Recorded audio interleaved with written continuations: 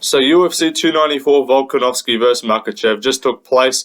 I'm going to go through the entire card, starting with the earlier prelims, ending with the main event, and giving my reaction and breakdown of every single fight on the card.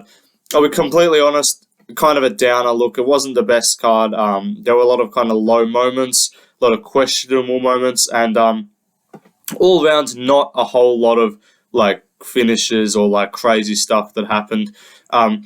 So not an amazing card, but we'll start off with the early prelim opener of Shara Magomedov versus Bruno Silva. In this fight, I picked Shara Magomedov to win, and he did so by decision.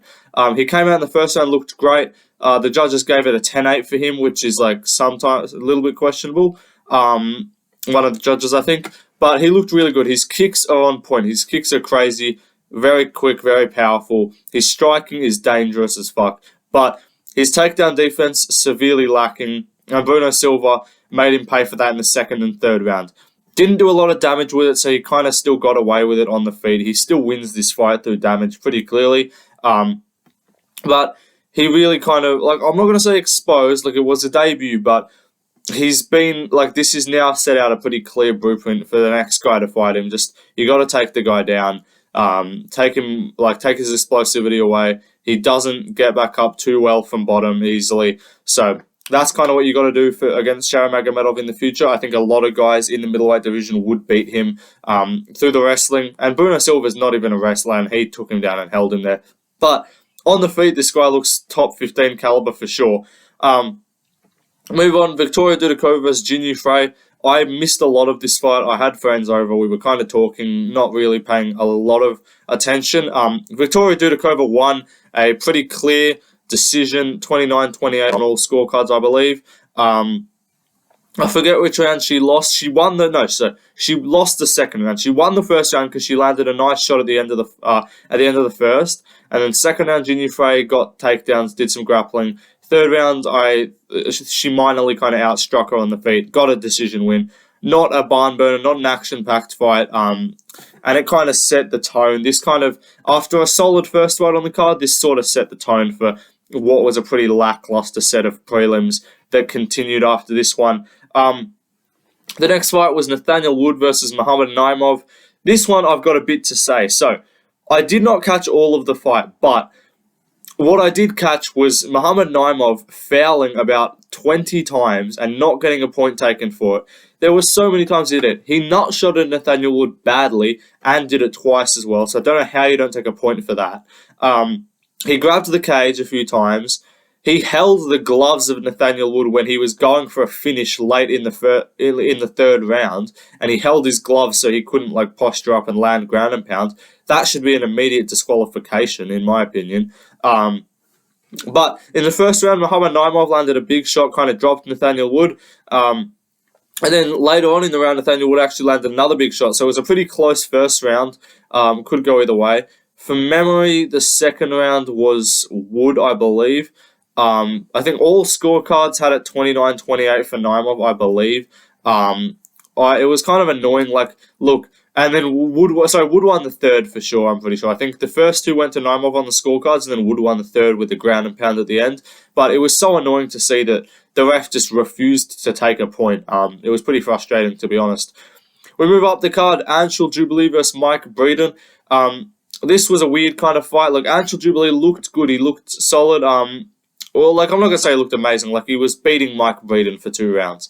But then in the third round, he kind of gassed out, forgot how to fucking defend punches, and just got himself jabbed and TKO'd, and landed big shots, and Mike Breeden just walked him down, started barking at him, doing some Israel Adesanya type behavior, and just walked him down, got a finish. So good job for Mike Breeden. He kept his job. He was like 0-4 in the UFC or some shit like that. He was probably going to get cut, but he kept his job. Good job. Anshul Jubli sucks. There's no hope in Indian MMA. That's unfortunate. They should stick to cricket. The next fight on the card, Abu Azaitar versus Sedriues Dumas. It was a half-decent fight. Look, Sedriues Dumas won 29-28 decision. I thought he won pretty clearly as well. I believe, from memory, he won the first and third round. I think Abu won the second. It was not like the most crazy fight. Sedriues had some in the first round. Sedriues won through the takedowns. I remember that. He held him down, and Abu Azaitar got some takedowns of his own at some points, but the difference was Dumas was just able to hold him down for longer when he got his takedowns. Abu Azaitar got a few good single leg kind of trips, I guess, like high leg, just tree-topped him, but Dumas was able to get up, but Abu Azaitar struggled to get back up when he was put on bottom. In the third round, he kind of outstruck him, in my opinion, landed a good jab that kind of wobbled Azaitar a little bit, and landed a nice head kick towards the end of the round. So I think you got to lean with Dumas. The judges gave it to him. I agreed with the decision. The next fight on the card was Javid Basharat versus Victor Henry. This one ended in an unfortunate manner. Javid Basharat kicked Victor Henry in the inside of the leg, and then it ended up bouncing up and hitting the underneath of the cup area of Victor Henry. It was a TKO. No, not a TKO. It was a no contest because Victor Henry was in so much pain he could not even move, pretty much. And apparently he was like vomiting and stuff backstage and was transported to hospital. So really bad for Victor Henry. Unfortunate for Basharat. He was probably going to win this fight. It was set up for him to win, but they should set him up on a card soon, don't make him wait too long. He definitely didn't take a lot of damage there. Set him up on a card soon. Maybe you could fucking rebook it down the line eventually, but tough for Victor Henry. Obviously he copped a bit of damage there. It's probably going to be infertile for the future. The next fight on the card, Trevor Peek versus Mohammad Yahya. Trevor Peek won this fight, and he actually didn't look too bad. He fought remotely technically as well, which was pretty impressive to see. Not something I expected Trevor Peek to fight in a technical manner. But he actually did it, so I was happy with that. I think he won 2-1. I'm pretty sure he won the first round, and I'm pretty sure he won the third round. He dropped Yahya in the first, and then he ended up though in a kind of bad submission attempts towards the end. Survived though, and I'm pretty sure he won the third through doing more. I think a judge gave him 30-27 as well, so it was pretty clear for Trevor Peek. Good performance from him. Happy to get it done, and I picked him to win as well. The next fight on the card was Muhammad Mokaev versus Tim Elliott. This one was actually pretty good, and a pretty interesting storyline coming out of this too is Tim Elliott was actually up 2 rounds on 2 of the judges' scorecards. He was up 20-18 on 2 of the judges' scorecards. So if he had not got submitted in the third round, he wins that fight by decision on 2 of the judges' scorecards, whether you agree with it or not. Mokaev got takedowns, but he didn't do a whole lot with him. Tim Elliott had submission attempts, and he had a few takedowns of his own early, which scored for him. I think you got to give the first to Tim Elliott. And then the second round was pretty close. Muhammad had the takedown attempts, but Elliott got a bunch of close submission attempts, which were good. And he looked pretty impressive there. But Mokaev does not get submitted. He escaped all of these submissions. He got there was a triangle he escaped guillotines, all of that. And he's kept fighting, eventually arm triangle. He had this sick transition where he was on the ground just trying to like not get kneed in the head, but then also he wanted to get kneed in the head so he could get a foul and get like a point deduction probably. So he did that, little bit of a dog move there from him. But eventually he ended up in this position and he did this sick like reversal, sort of almost lifted Elliott up with his neck almost, ended up around his back and slammed him to the ground, ended up getting an arm triangle finish, which was very impressive to see from Mokaev. He called out like Kai Kara France and all that kind of guys. I think you probably do like a Alex Perez, Mateus Nicolau type matchup. I think that would be good. Really impressive from him because a lot of his recent fights haven't been too good, but got this one done by finish, so good stuff. We move on to the main card. Saeed Nurmagomedov versus Muin Gafurov. Saeed Nurmagomedov won this fight and he looked amazing. He got it done really quickly with a submission. And look, after a very average set of prelims, this brought some liveliness to the card. This really kind of livened it up and gave me some hope that we were going to see some good stuff on the main card. Saeed wrapped him up early, like it was basically tit for tat on the feet. They were throwing out like rangefinders. And then Gafurov overextends and then gets his neck caught up. Saeed gets him in like a front-on rear choke, but guillotine, like ninja choke type thing. He's got it before against Sergey Ramanov, and that he got a finish with that too. The same finish that Bruno Silva got on Holly Holm. So really impressive from him. He got a performance bonus for his troubles, and he looked really good. So happy for Saeed Nurmagomedov. I picked him to win. I put him in a parlay as well. So that was really good. Submission call, got it, picked it. The next fight on the card was Ikram Aliskerov versus Wile Alves. I obviously picked Ikram Aliskerov like any sensible human would, and he obviously got it done by a really impressive TKO in the first round. He looked great. He dropped him with a jab early, wobbled him, flying knee, and then just swarmed him and put him away. Crazy stuff from Ikram Aliskerov. Really impressive. If the UFC wants to give him a ranked opponent, I don't hate it. You can probably go a lower level ranked opponent. Maybe do like another striker outside the division. Because he's now a prospect, so you probably don't want to match him up with like another prospect. I guess you could rebook the Imavov fight if they wanted to. I think he fights like another unranked guy first, but no prospect. I don't want to see. Like, I was kind of thinking a Roman Kopylov fight would be sick, but I'm like, no, I don't want to kill those two one of those hype trains. Like, those two are both guys that could make the top 15, so I don't want to kill them. But impressive stuff from Ikram Aliskerov. Looking forward to what he has to do in the future. The next fight was some referee/doctor stupidity between Johnny Walker and Magomed Ankalaev. In this one, I picked Johnny Walker to win. I thought he was going to catch Ankalaev. I didn't get to find out if I was right.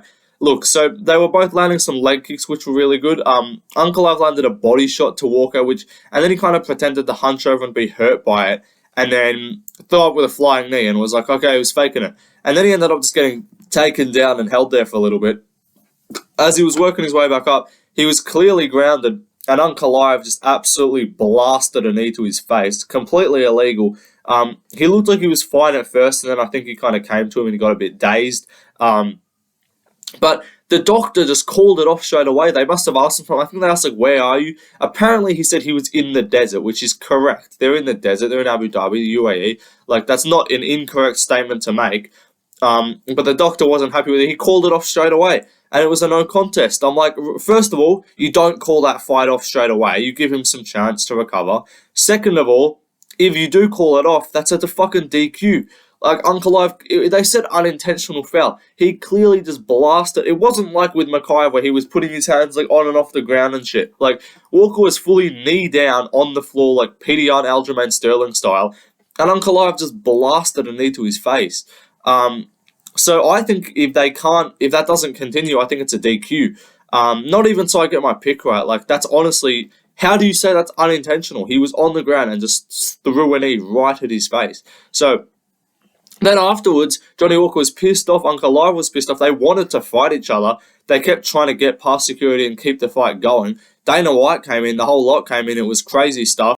And they had to lock the whole joint down and, like, stop everything from happening. Dumb no contest call, in my opinion. I think Walker should be, if he's okay, if he's not concussed, should be rebooked for a fight at the end of the year or early next year, to be honest.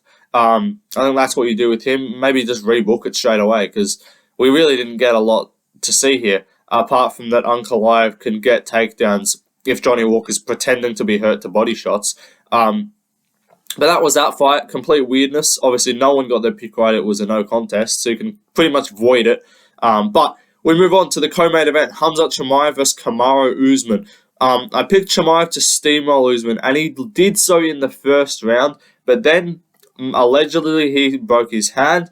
But regardless of what happened, he slowed down in the second two. Not like he gassed out hard, but he just wasn't putting in the finishing effort. He got a few takedowns when he needed to. Had some takedowns stuffed as well. But overall, solid performance from Khamzat. 29-27 was a solid scorecard. I don't hate 30-26 either if you give him every round with a 10-8 in the first. But 29-27 was good. I don't see how you give 2 rounds to Usman personally. I just don't think you can do that. But regardless, Khamzat Chimaev gets it done. Although he probably doesn't deserve it, we're looking at a Sean Strickland fight, which I wouldn't mind for Sean Strickland, because after that first round, he really just didn't show a lot of crazy ability. Usman was able to get his way out from bottom position, from bottom mount, in the third round. Strickland's got better pure jiu-jitsu than Usman. Usman's jiu-jitsu has never been known to be good and still got out of it. But yeah, look, they're going to do a title shot. Let's just be realistic. I don't like it. I'm going to do some research into this when they do book it, because I want to kind of know who I'd be picking in this fight. But I honestly don't hate Sean Strickland to beat Khamzat Chimaev after that performance. It just seems at 185, he just doesn't ragdoll people as easily. Like, he has round one ragdoll, and then after that, he just cannot do anything. So if you survive round one, you can kind of put the pace on and put the pressure on him. Usman was having a lot of success when he was just going forward, crowding Hamzat with punches. And I do believe if that fight went 2 more rounds, I do think Usman could get it done on the scorecards. So, good win from Hamzat, bit iffy. Got to improve that kind of finishing ability when you have the guys back for like 4 minutes. But we move on to the main event. Alexander Volkanovski versus Islam Makhachev. It is what it is, man. Islam Makhachev knocked out Alexander Volkanovski in the first round. It was extremely impressive for Makhachev, extremely depressing to watch for me and anyone that liked Volkanovski in this fight. Look, when I picked Volkanovski, I did so with hope. I did so that I was like, oh, the vibes, 2023, he's going to show up on short notice and school Islam and counter him and TKO him. Like, I just realistically didn't think that was going to happen. Look, I got my pick wrong. I'll take that on the chin. But I ultimately was like, you got him. Islam's going to win, man. Like, Islam's going to win, but I'll pick Volk, Like, that was kind of my thought process. Should have just gone with the logical feeling. Islam Makhachev is one of those guys that's just immune to the 2023 weirdness. It can happen with Strickland. It can happen with O'Malley. It can happen with Grasso, all of that. But you just can't bet against or pick against a Dagestani, or especially a guy like Islam Makhachev. He knocked him out brutally in the first round. Volk's guard was up too. He just got it right on the temple, and any impact with your head with a shin is just going to fucking do damage. That's the thing. Look, early on, Islam shot like a half-decent, attempted a takedown. Volk stuffed it. I was getting a little bit excited. He landed some decent leg kicks. They were going back and forth in the clinch. Islam kind of just dragged him along the clinch. So, he looked so much bigger, so much stronger. He was throwing some knees up the middle, which were almost landing on Volkanovski. I was like, I don't like this already. It was the height of Volkanovski, man, and his reflexes were not quite as good to fully guard up. He kind of just put his hand here, and he forgot about the temple, and that head kick just dinged off his head, and his head went, he just really got done with that kick. It was a very similar situation to the guy that TKO'd him earlier in his career when he fought up a welterweight. Just being small just opens you up to high kicks, man. The knees up the middle too. It just opens you up to dangerous weapons that are often difficult to land. But a head kick for Islam is like a shoulder kick on someone else. If he's throwing kicks at the upper midsection of Charles Oliveira, they're hitting the neck and head of Volkanovski. So that's just the thing with height, man. No excuses for Volk. He showed up short notice. That's what happens. You can't show up in short notice against Islam unprepared and just expect to just have an I'm him performance without a fucking training camp. It's just not how it's going to work, unfortunately. I'm upset for Volk, he'll bounce back, hopefully. He said he wants to go again in January, which I don't like. Please don't book him in January, man. He could get finished and KO'd badly by Topuria if you send him back in there in January after a weight cut as well, back down to featherweight. Don't do January, man. Just don't. Do February, do March. Don't make him turn around that quick. But as for Islam, super impressive. You got to just give him all the credit here. Look, going into this, it was like a kind of lose for Islam, sort of. People viewed it as, they're like, if he wins, it's just on 12 days' notice. Nah, he put that to bed. He absolutely did Volkanovski in a bad way. So you can only give credit to him. He's the number 1 pound-for-pound fighter in the world, in my opinion. I don't like Islam that much. Nothing against him as a person. I don't know. I just don't like the fan base. I don't like that style, I guess. I just don't like how they act and how they talk. But it's just annoying. It's annoying that guys like that have to be good at fighting. You just want them to be shit, and so they can lose and you can laugh at them. But that's not what happens, unfortunately. So there is no champ today. The number of successful simultaneous champs remains at 4. The number of people that have won belts in 2 divisions remains at 8. No statistics will be changed in the history of champion versus champion matchups. The success rate goes negative now. It goes below 50%. Volkanovski, please don't fight in January. As for Islam, really well done. He's probably going to fight Oliveira February. Make this guy active, turn him around quickly. Get him going. But that's the card, guys. It was solid. I'll give it like a 5, 6 out of 10. I didn't do well on picks. Oh, I did all right on picks. But see you in the next one, guys. Peace out.